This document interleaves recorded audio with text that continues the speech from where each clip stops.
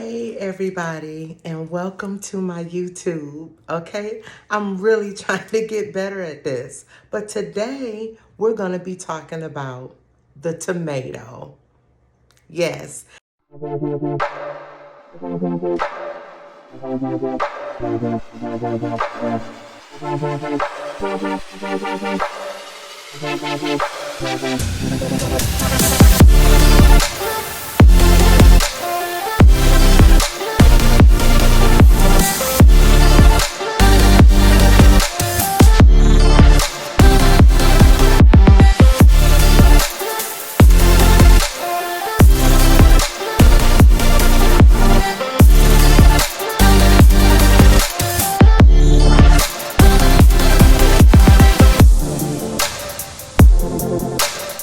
Because so many of you, since I did the mini series on TikTok, you have been in my inbox asking me questions about the tomato, like specific questions. So we're going to break things down. We're going to give a little introduction. So introduction of the tomato. So we may not all know, but according to my research, the tomato is of the Solanaceae family, which is a very, very large family. I'm telling you, they're like the mafia up in here, like for real. They're really big. And there are some common names that you may be familiar with, like the chili pepper, tomatillos, even ground cherries. There's so many different ones. You have the currant tomatoes.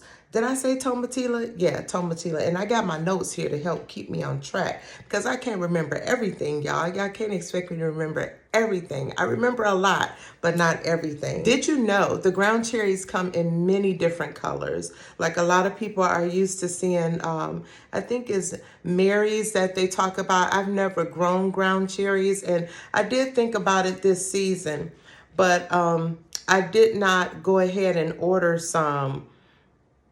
I may still because I still have enough time where I am. They will grow all season long according to my research. But now, yes, they are a part of the same family as the tomato. So let's get into a little bit of the family and the history of the tomato. Now, many of you may have recognized that, and you're probably thinking like, wow, how is a ground tomato or a tomatilla in the same family as tomato? Because they have husk, right? The tomatillo has husk, the ground cherries have husk that you have to remove to get the fruit out. But your average tomato, when we think about this and process it, we don't think about a husk. We think about bright red colors, maybe yellow. I see a lot of people trying to grow some yellow colors now, and orange, which are really part of the history as native colors. The red isn't even really the native color of the tomato. Have you ever heard of a fruited tomato eggplant? Like, I know, I never had heard of it before either, but during my research, I was educated in that part. And I'm like, wow, like I never would have thought that they were in the same family, So, but we're not here to talk about fruited tomato fruited eggplant or ground cherries. We're here to talk about the tomato itself. So we all know, because I said in the beginning, that they're part of a huge family, and really they're just a beginner plant. Like most people step out of the box and they begin with planting a tomato. They choose to start with it because the red is very attractive, And according to the psychology journal that I researched that was done, there was a study done back in 2008 that talked about how attractive the color red was to both men and women. However, it was seen differently between the two. So both men and women, they are not attracted to the color red for the same purpose. So now more on this tomato.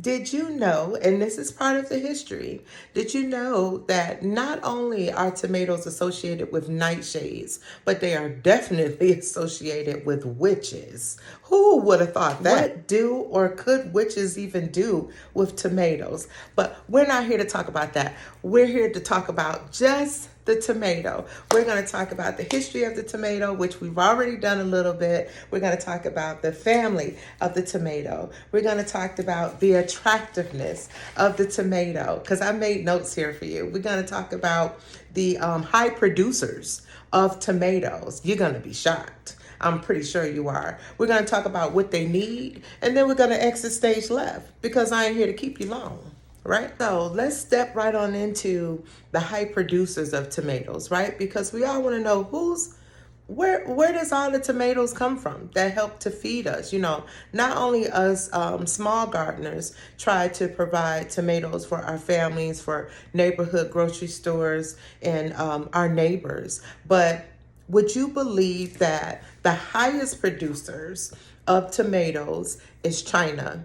They're number one. And then followed by them is the US, us. So I hope I'm not the only one who thought that tomatoes was a high producer in Italy, you know. At least that's what I thought. However, I had to really process this during the time that I was doing my research. I had to really stop and think about this.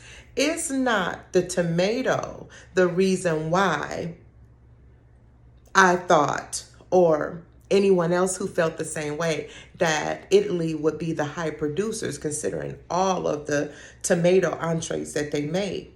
It's how they use the tomato. They're not. China's number one and US is number two. Who knew? Now let's get into the look of the tomato so that you know what you can do with different type of tomatoes, okay?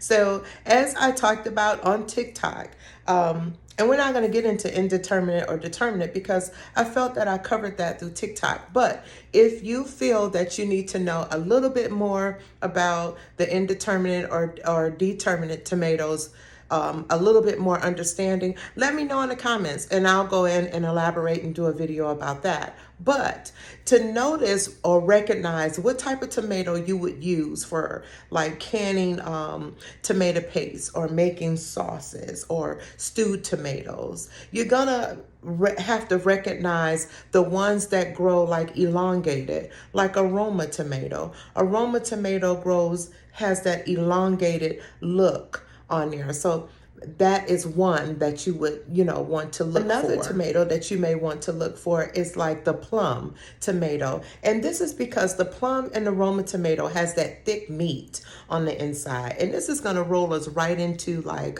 preserving the seeds, because it is much easier to preserve the seed I wouldn't say easier, but it's beneficial to preserve your seed from like a plum or a Roma tomato, because you can simply just cut the center, squeeze that seed out, and then you can use the rest of the tomato because they're so meaty. Now, however, other tomatoes, your common garden tomatoes, you're gonna squeeze them and mush them all up to get to the tomato, the seeds, in order to save the seeds, because that's a whole process, right? So when you're saving seeds, because tomato seeds has to go through a fermentation process, and that's because of the coating. It has a gel-like coating on top of it that has to be kind of removed. So it has to be soaked off. Usually you let them soak. A film of fungus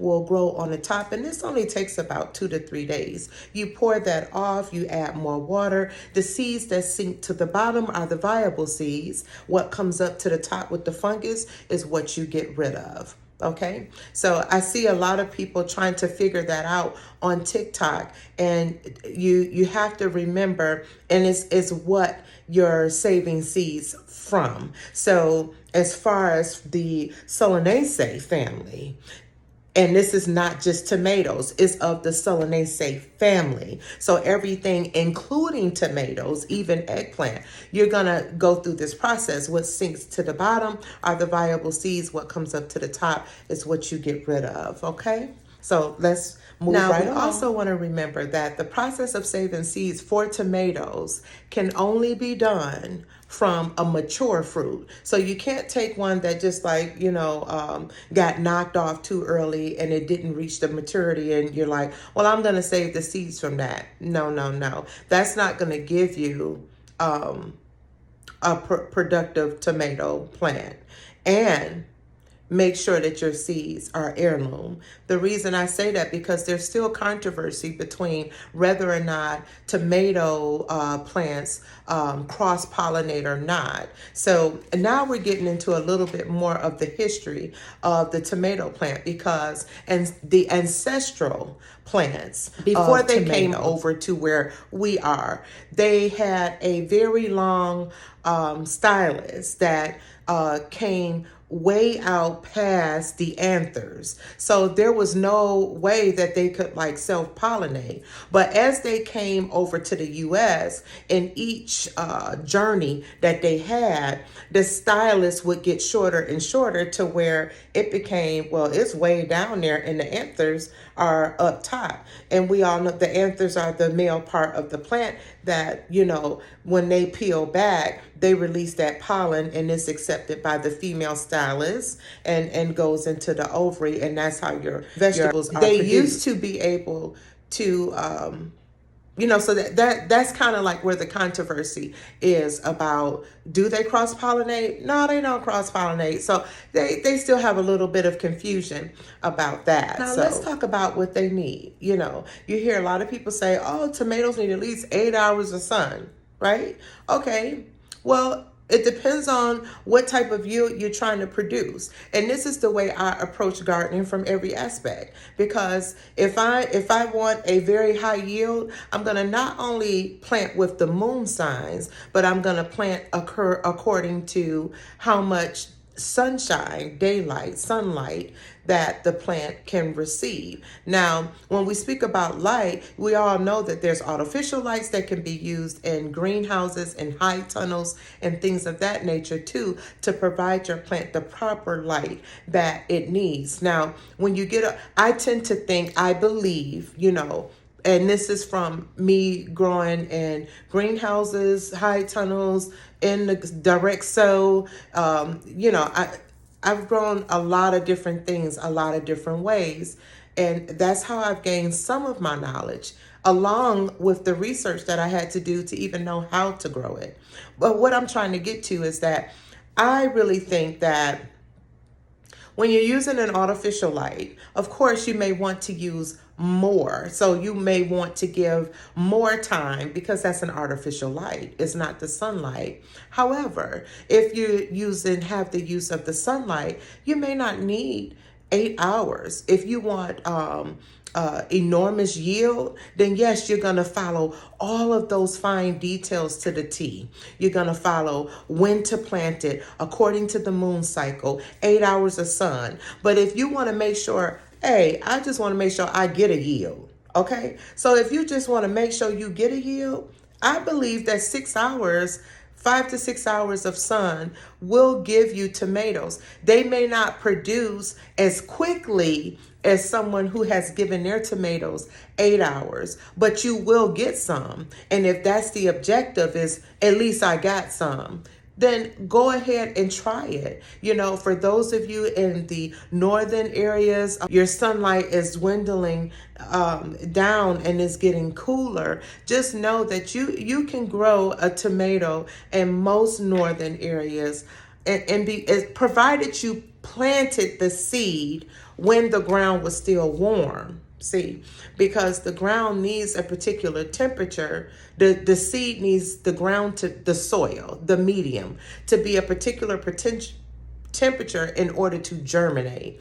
So as long as you sowed it the seed with that particular temperature, whether it be the time that you did it to grow outside, or if you use the heat mat for inside. But if you want to take advantage of growing actually outside, you have to make sure that you get that seed planted at the correct temperature time, because they need a particular temperature to germinate. Now, once they germinate, they will grow well with like your warm days and your cool evenings. I did it in Michigan. So, and I know that I was picking tomatoes in September, October, even the first part of November. I was picking tomatoes in Michigan, which is a northern state. So I definitely know that it can be done. Now let's talk about some of the beneficial things that we need for the medium or the soil or the dirt, however you relate to that, because I see all kinds of stuff on TikTok where people, try to correct everyone and, oh, you said that wrong, you did that wrong. But hey, however you relate to your medium, because it's still a medium, whether it's water, whether it's dirt, you want to call it dirt, whether you prefer to call it soil, or if you prefer to call it medium, because that kind of, for me, that keeps it platonic. And a person would have to ask me, well, what is your medium, if they really wanted to know. So that's why I use that word, because I've been asked that too in my DMs.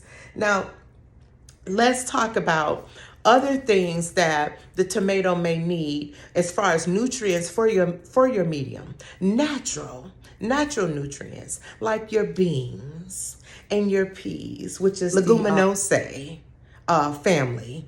And my next video, I'm actually gonna go into that. So next week it'll be a video for the peas and beans. My next video, I'm planning for next week. Don't hold me to it, because y'all know stuff can happen, but that's what I plan to provide for you. Now, if you plant those type of varieties, in any from that family. So when you really want to think about it, if you're planting now, you want to think about things like your sugar snap peas, your shelling peas, your common garden bean, green beans, whatever your beans, your legumes that you plant, that's going to add that nitrogen and organic matter back to your soil.